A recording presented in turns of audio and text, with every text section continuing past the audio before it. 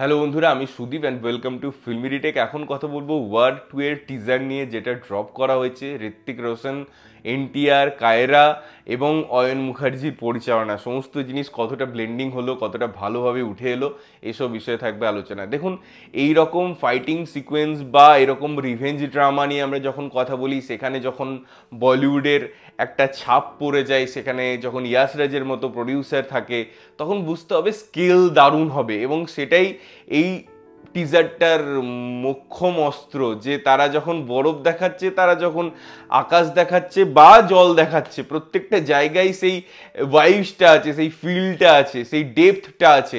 এবং টেকনিক্যালিটিস কি দারুণ, কি স্ট্রং, পুরো মনে হয় যেন চোখের সামনে সেই সমস্ত জিনিসগুলো আমরা ফিল করছি, দেখছি, উপভোগ করছি। কায়রা সারপ্রাইজ এলিমেন্ট, মানে দারুণ লাগছে তাকে দেখতে। যে কেউ বলবে যে এইভাবে তাকে প্লেস করা, তাকে প্রেজেন্ট করা কমেন্ডেবল জব। এখন তার এবং ঋত্বিকের যে কেমিস্ট্রি, সেটা কতটা ডেভেলপ করতে পেরেছে স্ক্রিন প্লেতে, সেটা আমি দেখার জন্য অবশ্যই মুখিয়ে আছি।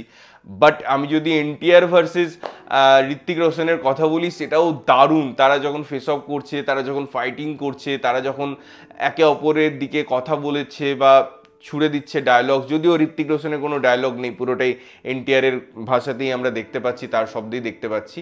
কিন্তু ঋত্বিক রোশনের কোনো আওয়াজ না থাকলেও ঋত্বিক রোশন তার প্রেজেন্স দিয়েই না কাঁপিয়ে দিচ্ছে। যখন ওই ইন্ট্রোডাকশনে তার এক্সট্রিম ক্লোজে চোখ দেখানো হচ্ছে এবং পরে তাকে রিভিল করা হচ্ছে, তার সাথে ওই একটা জার্নি দেখানো হয়েছে, দারুণ ফাইটিং সিকোয়েন্সগুলোকে যেভাবে ডেভেলপ করা হয়েছে, যে লার্জার দেন লাইফ কথা বলছে, ভিএফএক্স এর কাজ দেখুন, দারুণ কাজ হয়েছে এবং প্রত্যেকটা জিনিস খুব নিখুঁত। আমরা যেটুকু টিজারে দেখতে পাচ্ছি, সেই জায়গায় কোথাও কোনো কমপ্লেন করার জায়গা নেই যে না, এই ডিপার্টমেন্টটা একটু বেটার হতে পারতো।